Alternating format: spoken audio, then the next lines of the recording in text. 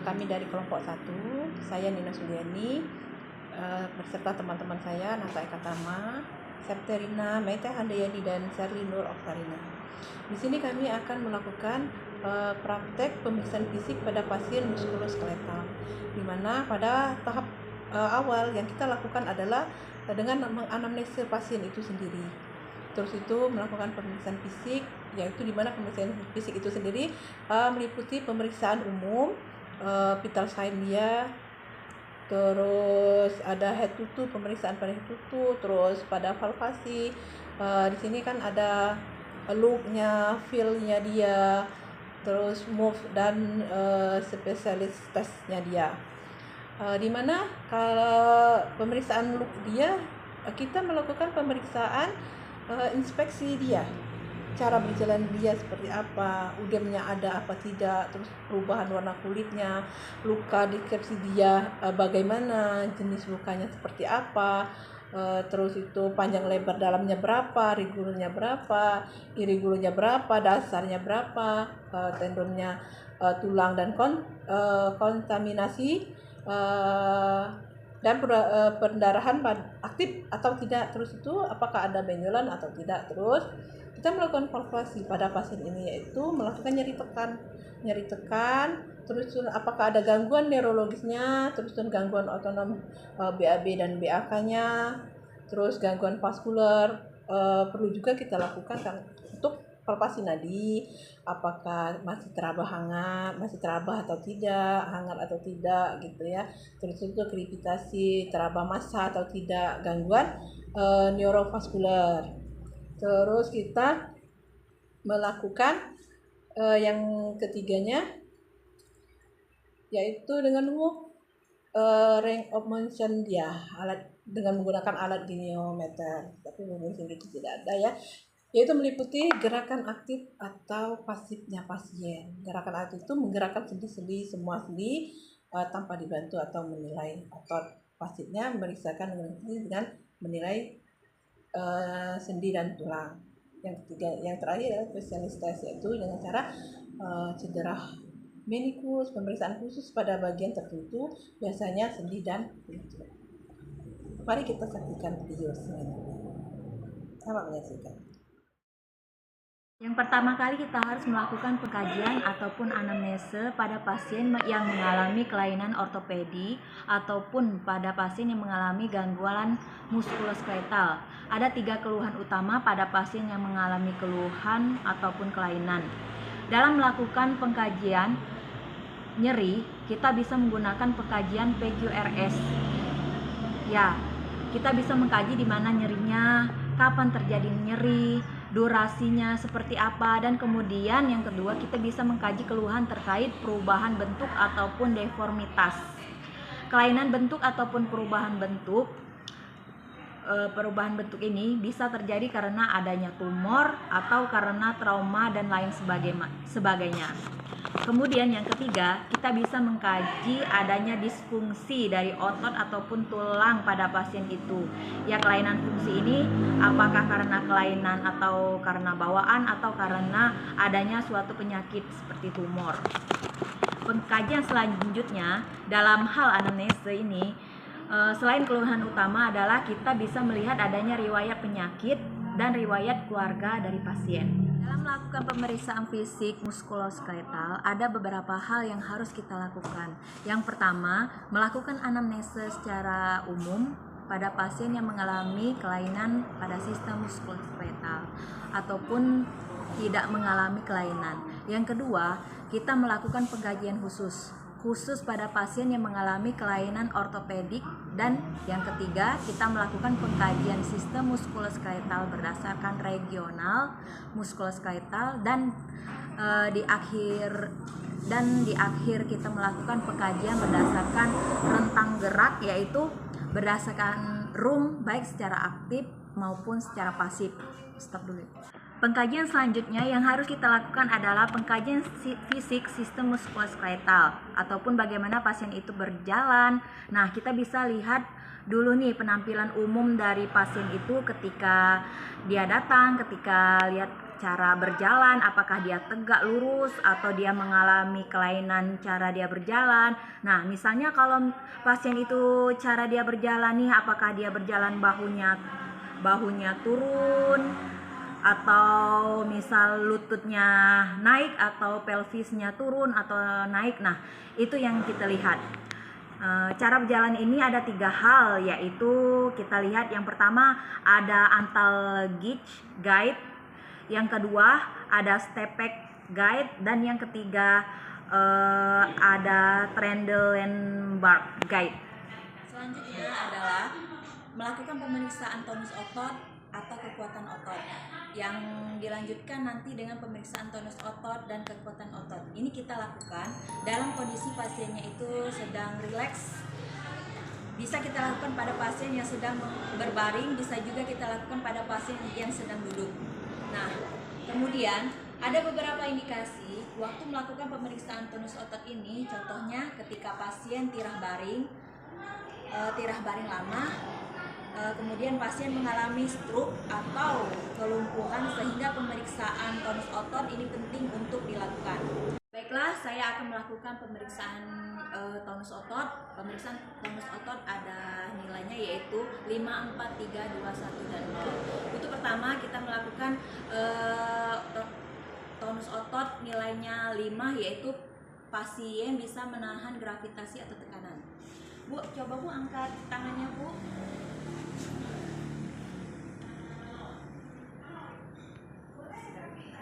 Inilah nilai 5, pasien bisa menahan gravitasi atau tekanan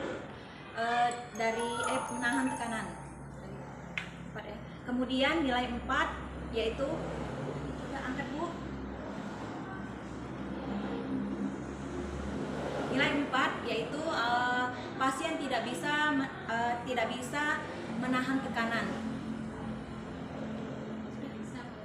tapi melawan gravitasi, bisa mengangkat tangannya dengan sendiri. Untuk nilai 3, angkat tangannya ya Bu, tahan. Untuk nilai 3, pasien tidak bisa menahan tangannya dan langsung terjatuh. Kemudian untuk nilai kedua, angkat Bu tangannya Bu. Pasien tidak bisa mengangkat tangan, tapi dia sudah ada kemauan untuk berusaha mengangkat tangannya. Pause yuk. Untuk nilai 1, Pak Bu, coba Bu gerakan tangannya Bu. Di sini pasien tidak bisa menggerakkan tangannya, tetapi pada saat kita raba, pasien masih bisa berusaha menggerakkan tangannya. Selanjutnya nilai 0. Di sini kalau nilai 0 tidak ada pergerakan sama sekali pada pasien. Dan selanjutnya jika kita mendapatkan nilai 1, 2 ataupun 0, kita lakukan dengan pemeriksaan atrofi otot. Nah, untuk pemeriksaan atrofi otot itu ada caranya. Adalah kita cek dulu, bisa pakai otot yang ada di tangan kita. Misalnya seperti ini. Kita rasakan pergerakan di otot tangan kita. Kalau kita sudah bisa merasakan pergerakan otot di tangan kita, kita lanjutkan ke tangan pasien dengan cara seperti ini. Kita gerakan, kita bisa merasakan pergerakan otot di bagian lengan pasien yang sama pergerakannya dengan tangan kita. Maka pasien tidak mengalami, tetapi kalau pergerakan otot di lengan atas pasien tidak melakukan pergerakan sama seperti otot kita, maka pasien kita curigai mengalami atrofi otot. Baik, kita lanjut dengan melakukan pemeriksaan sistem muskuloskeletal berdasarkan sistem regional. Pertama, kita akan kita akan melakukan pemeriksaan di bagian kepala dan leher pasien. Tetapi sebelum kita melakukan pemeriksaan itu, kita harus melakukan untuk inspeksi pada bagian kepala dan leher. Jika pasien datang, kita melihat cara berjalan pasien, dan kita melihat bahunya apakah dia simetris atau tidak. Dari depan apakah bahu pasien itu turun atau tidak. Kalau misalnya turun berarti patut kita curigai pasien itu terkena atrofi otot. Selanjutnya dengan pemeriksaan palpasi pada bagian kepala dan leher. Cara melakukannya, perawat berada di belakang pasien dan posisi tangan itu seperti ini ya. Mohon maaf ya Ibu. Tangan kita diletakkan, dua jari berada di bahu, dan satu jari berada di leher, dekat dengan vena cava dan jugularis, seperti ini. Dan dua lagi berada di tulang spinal ataupun di cervical, dan ini menelusuri ke bawah. Maaf ya Ibu, kita telusuri apakah ada benjolan di bagian bawah cervical, dan selanjutnya sudah kita naikkan dua tangan kita berada di bawah untuk merambah di bagian depannya sampai ke bagian tiroidnya, apakah ada benjolan atau tidak. Kalau kita sudah merasa tidak ada benjolan, kita lanjutkan ke bagian bahu untuk merasakan benjolan atau tidak, atau deformitas, atau ada bunyi klik atau bunyi patah tulang. Tidak ada, lanjut ke bagian pergelangan tangan, kemudian kita raba terus sampai ke pergelangan bawah, dan kita minta pasien untuk mengangkat tangannya ke atas. Apakah ada masalah atau tidak, kita minta pasiennya untuk menurunkan tangannya dan menggerakkannya ke samping, serta samping kanan dan samping kiri. Ini samping kanan, ke depan, ke belakang, ke atas. Nah, ini sudah masuk ke dalam pemeriksaan ekstremitas bagian atas. Selanjutnya, kalau kita sudah melakukan pemeriksaan palpasi, kita bisa meminta pasiennya untuk menggerakkan lehernya. Ada 4 untuk pergerakan leher ini, yaitu abduksi, adduksi, dan rotasi dalam maupun rotasi luar. Untuk selanjutnya, kita bisa melakukan pemeriksaan dengan bagian tangan pasien itu, yaitu pemeriksaan di bagian siku. Di bagian siku ini kita bisa lihat apakah kita bisa melihat adanya benjolan atau tidak, yaitu dengan melakukan perabaan tangan seperti ini. Yang satu menekan, yang satunya lagi untuk meraba.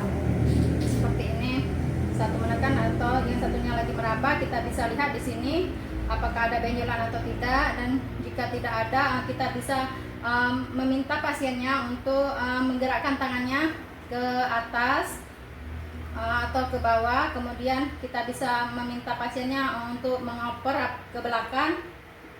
Oke, masih bisa, pasiennya masih bisa melakukan pergerakan. Kemudian setelah itu kita bisa lihat inspeksi untuk pergelangan tangannya apakah terdapat benjolan atau tidak. Jika seandainya tidak ada benjolan, maka pasien kita lanjutkan untuk pemeriksaan selanjutnya. Bagian punggung ini kita bisa melihat apakah ada kelainan pada punggung ini. Kelainan itu bisa berupa kelainan postur, apa dia mengalami kiposis, lordosis, skoliosis atau gibus. Nah, kalau kiposis, maka itu pasiennya dia akan cenderung membungkuk ke depan, menunduk ke membungkuk, agak-agak membungkuk ke depan. Dan kalau lordosis, pasiennya akan cenderung ke belakang. Kalau pasiennya skoliosis, kita bisa melihat kalau bahunya itu turun satu. Pasiennya itu bahunya turun satu. Dan kalau gibus kita bisa melihat seperti punduk seperti kiposis. Kemudian pasiennya itu punduknya itu ada seperti ada orang yang kalau dulunya itu agak seperti menekuk ya, menekuk ke depan seperti kalau dalam orang Islam itu seperti orang yang lagi tahiyat akhir gitu. Kalau untuk melakukan pemeriksaan ini kita bisa melihat perabaan hingga ke bagian abdomennya. Kita bisa melihat ke bagian abdomennya untuk melihat apakah untuk melihat ke bagian hingga ke bagian abdomennya dan ototnya. Dan untuk melakukan pemeriksaan ini kita bisa melakukan perabaan hingga abdomen dan ototnya. Bu, bisa dulu tegak Bu. Sebenarnya saat kita melakukan pemeriksaan ini itu urutannya itu adalah ketika kita melakukan pemeriksaan bahu tadi. Untuk melakukan pemeriksaan ini kita bisa meraba ke bagian bawah, jempol kita mengarah ke bagian spinal pasien, tulang belakang hingga ke lumbar pasien. Jadi kita raba apakah di sini ada benjolan atau tidak. Kemudian kita apakah ada krepitasi atau bunyi yang seperti patah tulang itu, dan apakah ada deformitas dan adanya nyeri sampai ke tulang iga hingga bagian spinalnya. Apakah ada benjolan seperti spinal libida kalau itu pada anak-anak ya. Kita raba hingga ke bagian lumbar dan begitu juga pada bagian depannya, sama seperti pemeriksaan. Tarik bahunya sampai ke pergelangan tangannya. Begitu juga pada bagian depannya kita bisa meraba, kita tarik dari bahu sampai ke abdomen. Kita bisa melakukan penekanan di abdomen. Tujuan penekanan ini kita bisa melihat apakah ada permasalahan di bagian iga, di bagian abdomennya. Tarik nafas Bu, hembuskan. Dan tujuannya ini adalah menahan di bagian adalah untuk menilai kekuatan otot di bagian abdomen pasien. Dalam melakukan pengukuran itu ada dua. Yang pertama kita mengukur antara talus ke sias, talus dan ke pusat. Kita bandingkan antara kaki kiri dan kaki kanan itu ada perbedaan atau tidak. Pengajian khusus sistem muskuloskeletal. Selanjutnya kita melakukan pengajian khusus pada pasien.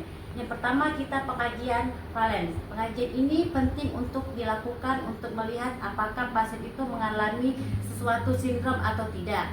Sindrom ini yang dimaksud dengan sindrom tunnel carpal. Dan untuk melakukannya kita meminta pasiennya untuk mengangkatkan tangan dan kita bisa menariknya atau bisa menyuruh pasien itu menariknya sendiri. Terus sampai ke sini dan kita lakukan kedua tangannya. Ini bisa dilakukan selama 60 detik atau 1 menit. Selama 1 menit atau 60 detik itu pasien itu merasa kesemutan, berarti dia mengalami sindrom tunnel carpal. Jadi pemeriksaan ini bisa juga disebut dengan pemeriksaan valen. Selanjutnya kita melakukan refleks patella. Dalam melakukan pemeriksaan patella ini, kaki ini tidak boleh menyentuh tanah atau lantai. Kaki harus tergantung dan dalam kondisi rileks. Kalau dalam kondisi tegang, tidak bisa dilakukan pemeriksaan refleks. Karena kenapa? Ada ototnya yang menegang, maka posisi sebaiknya adalah posisi yang sedang rileks. Kita melakukan pemeriksaan tanda balon atau tanda benjolan. Kita bisa lihat lututnya. Pasien kita lihat pergerakan dari patelanya, kemudian kita lakukan fiksasi. Yang pertama kalinya kita lakukan seputar patelanya saja. Kita raba apakah ada teraba cairan atau tidak. Kalau tidak berarti tidak ada tanda benjolan. Dan yang kedua lanjut dengan tanda benjolan. Tanda balon kita lihat ada pergerakan cairan atau tidak. Jika tidak berarti tidak ada tanda balon. Indikasi ini dilakukan untuk melihat apakah ada penumpukan cairan atau tidak pada pasien seperti pasien yang mengalami kelebihan atau penumpukan cairan, gangguan peredaran darah. Demikianlah Pemeriksaan selanjutnya adalah pemeriksaan Tinens. Pemeriksaan Tinens ini adalah pemeriksaan di bagian pergelangan tangan. Perbedaan dengan pemeriksaan sebelumnya ini adalah kita melakukan perkusi di bagian persendian lengannya kita. Lihat posisinya pas di bagian pergelangan tangan, atau kalau kita bingung kita tekuk tangan kita, kemudian kita lakukan perkusi selama 3 kali. 1, 2, 3. Kalau setelah dilakukan perkusi atau selama melakukan perkusi itu pasien mengalami kesemutan, maka itu disebut dengan tina positif. Tapi kalau tidak ada atau tidak terjadi kesemutan, maka tidak ada kelainan tina negatif. Pemeriksaan fisik yang kami lakukan pada pasien dengan kelainan sistem muskuloskeletal. Assalamualaikum warahmatullahi wabarakatuh. Demikianlah video dari kami, praktikum pada pasien muskuloskeletal. Kami menantikan saran dan kritik dari teman-teman semua. Terima kasih. Assalamualaikum warahmatullahi wabarakatuh.